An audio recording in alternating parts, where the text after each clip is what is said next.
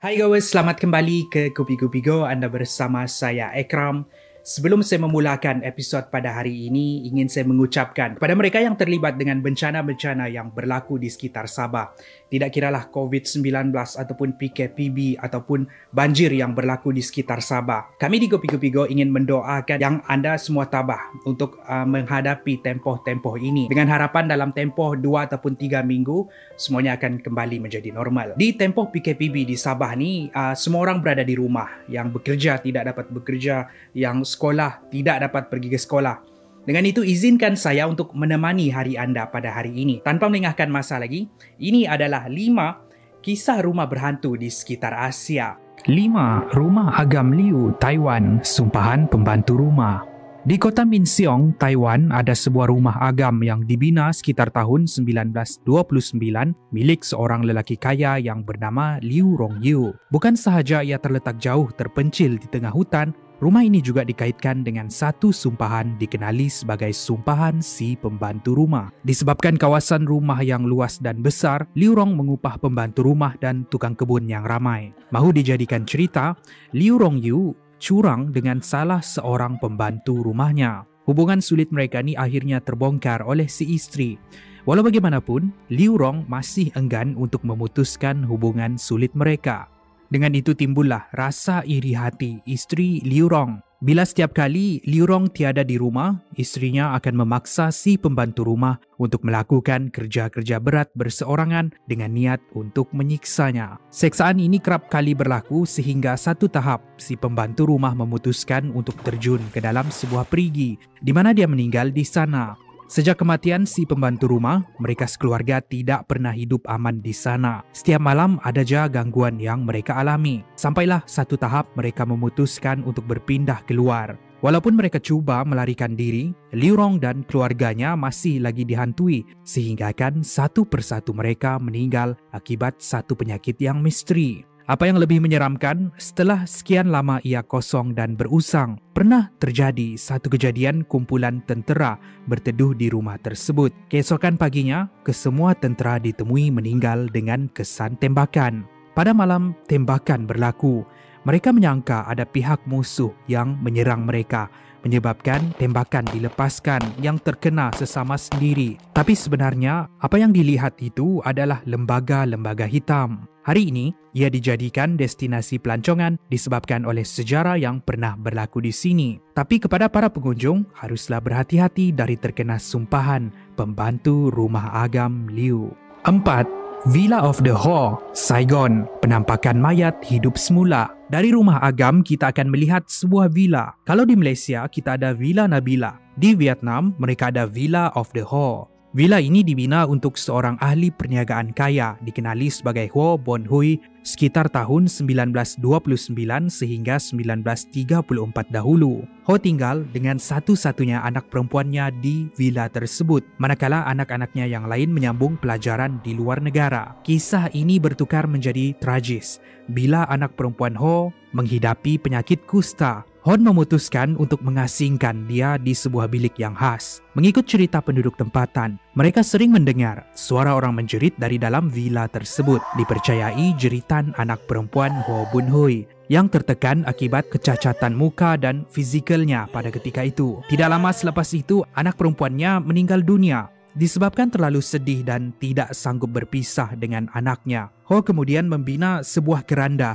untuk meletakkan mayat anaknya di dalam bilik. Kisah seram terjadi pada ulang tahun kematian anak perempuannya yang pertama. Ho Bun Hui membelikan gaun putih dan anak patung untuk diletakkan di dalam bilik tersebut. Dia kemudian mengarahkan pembantu rumah menghantar makanan sebagai simbolik menghormati mayat anak perempuannya. Tapi apa yang menakutkan, bila pembantu rumah kembali untuk mengambil semula barang-barangnya, dia ternampak makanan yang dihantar tadi sudah hampir separuh dimakan. Dan apa yang paling menakutkan, gaun putih tadi sudah dipakai oleh anak perempuan Ho sambil dia bermain dengan anak patung yang dibawa bersama. Pembantu rumah tu pun lintang pukang keluar dan melaporkan apa yang dia nampak tadi dengan Ho. Selepas kejadian itu, barulah Ho memutuskan untuk menguburkan anaknya di tanah perkuburan. Semenjak itu jugalah banyak kejadian pelik seperti penampakan lembaga putih yang terapung dan suara orang berteriakan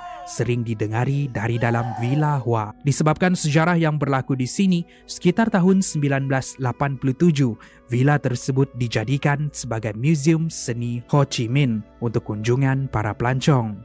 Itulah kisah Villa Hua di Vietnam. 3. Leperal White House, Filipina. Kisah anak kecil dan pengasuhnya. Leperal White House terletak di Baguio, Filipina. Rumah ini pada asalnya dibina sekitar tahun 1930 oleh Roberto Don Leperal untuk dijadikan rumah percutian untuk istrinya Donna Victoria Leperal dan anak-anak mereka. Setiap kali mereka berkunjung ke vacation home ini, mereka akan mengupah seorang pengasuh untuk membantu menjaga anak-anak mereka. Pada suatu hari, salah satu anak perempuan mereka yang berumur 3 tahun mengikut si pengasuh keluar dari rumah. Waktu itu, si pengasuh sedang membersihkan halaman rumah. Tapi tanpa dia sedari, si kecil tadi sudah berjalan keluar kawasan rumah dan bermain di kawasan jalan raya. Malang bagi kanak-kanak tersebut, dia telah dilanggar oleh kenderaan yang lalu di sana dan meninggal dunia. Berat menanggung rasa bersalah, si pengasuh kemudian membunuh diri di loteng rumah. Disinilah titik di mana rumah tersebut mula dihuni oleh roh kanak-kanak tadi dan juga roh pengasuh. Mulalah penampakan kanak-kanak dan juga penampakan pengasuh tadi mundar-mandir di sekitar kawasan rumah. Ada ketika orang-orang yang lalu lalang terlihat seorang wanita yang berdiri berdekatan tingkap di tingkat kedua rumah sambil memerhati di luar. Tidak berhenti di situ, rumah ini pernah menjadi tempat berkumpul tentera-tentera Jepun semasa Perang Dunia yang Kedua. Dan sepanjang waktu Perang Dunia Kedua ini, pelbagai kejadian sadis dan kejam yang dilakukan oleh tentera Jepun seperti penderaan dan pembunuhan. Dari dalam rumah, penduduk tempatan sering terdengar suara orang yang marah dan bunyi-bunyi yang kuat dan ganjil. Hari ini, rumah tersebut sudah dibeli oleh seorang hartawan dikenali sebagai Lu Siotan sejak tahun 2007. Walaupun dia tidak lagi tinggal di sana, tetapi dia membaiki dan mengubah suai seluruh rumah untuk dijadikan sebagai salah satu tempat tumpuan pelancong. 2. Morgan House of Kalimpong, India. Kisah perkahwinan tragis. Pada asalnya, Morgan House ini dibina khas untuk George Morgan sekitar tahun 1930 sempena menyambut majlis perkahwinan dia dan istrinya Lady Morgan. Namun kebahagiaan mereka tidak kekal lama disebabkan Lady Morgan meninggal pada usia yang muda. Disebabkan kecewa, George berpindah keluar dari rumah ini. Sehinggalah pada tahun 1975, rumah ini diambil alih oleh pelancongan negara tersebut dan dijadikan sebagai hotel butik. Menurut orang-orang yang pernah tinggal di hotel ini, diorang seringkali terdengar bunyi kasut tumit yang berjalan-jalan di sekitar kawasan koridor, tapi tidak melihat sesiapa pun. Mereka percaya bunyi itu adalah roh Lady Morgan yang masih menghantui rumah tu sejurus selepas kematiannya. Menurut kabar angin, antara sebab Lady Morgan masih menghantui rumah tu, sebenarnya dia meninggal akibat didera oleh George Morgan dan kehidupan mereka yang disangkakan bahagia sebenarnya palsu sama sekali. Hari-hari Lady Morgan tinggal di sana, dia hidup dengan perasaan yang sedih dan kecewa sehinggalah dia meninggal dunia. Dengan itu, penduduk tempatan percaya roh Lady Morgan yang tidak tentram ini membuatkan dia masih berlegar-legar di kawasan rumah Morgan House of Kalimpong, India. 1.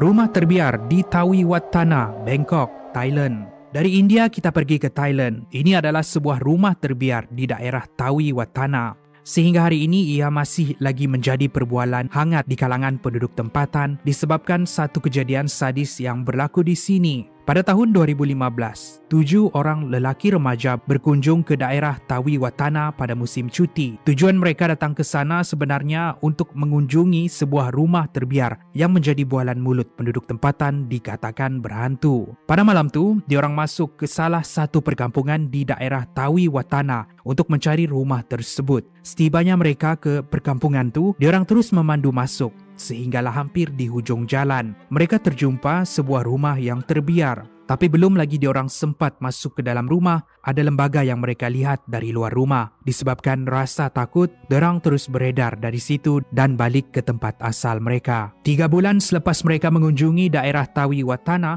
2 orang dari mereka terbunuh dalam satu kemalangan motosikal.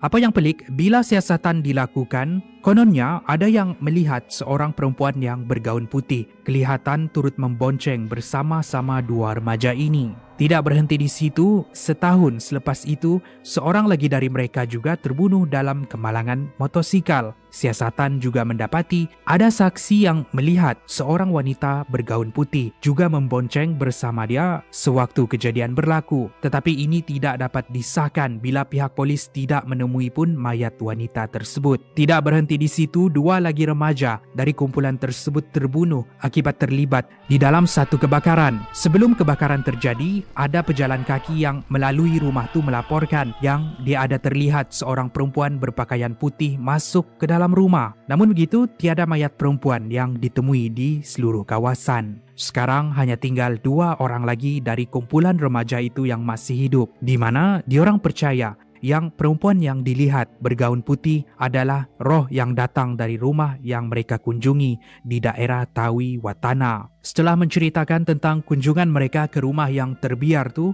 siasatan susulan dilakukan. Dan ini lagi pelik, bila sebenarnya lokasi rumah yang mereka maksudkan tu sebenarnya hanyalah sebuah tanah yang kosong.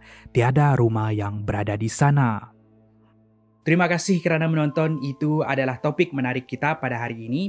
Kalau anda rasa topik ini menarik, pastikan anda like dan share kepada rakan-rakan anda dan tinggalkan pendapat anda untuk topik seterusnya yang anda ingin saya rungkai. Sedikit pengumuman, giveaway telah pun ditutup. Kami telah pun memilih dan menghubungi para pemenang. Tetapi baju akan dihantar dalam masa 2 minggu. Kenapa 2 minggu? Sebab tempoh PKPB di Sabah ni adalah selama 2 minggu. Dengan itu, pengeluar baju Kopi Go Bigo tidak dapat beroperasi. Tapi kami akan cuba untuk menghantar baju anda secepat yang mungkin. Saya akan beri lebih banyak update lagi di episod yang akan datang. Begitu juga dengan tempahan baju, ia ditutup sementara. Saya akan maklumkan bila lagi anda boleh buat tempahan baju. Dan kepada mereka yang telah menempah dan mengikuti giveaway baju Kopi Go Bigo, ribuan terima kasih saya ucapkan. Apa-apapun itu sahaja daripada saya pada hari ini. Saya jumpa anda di episod yang lebih menarik lagi di episod akan datang. Kopi Go Bigo, menarik setiap hari.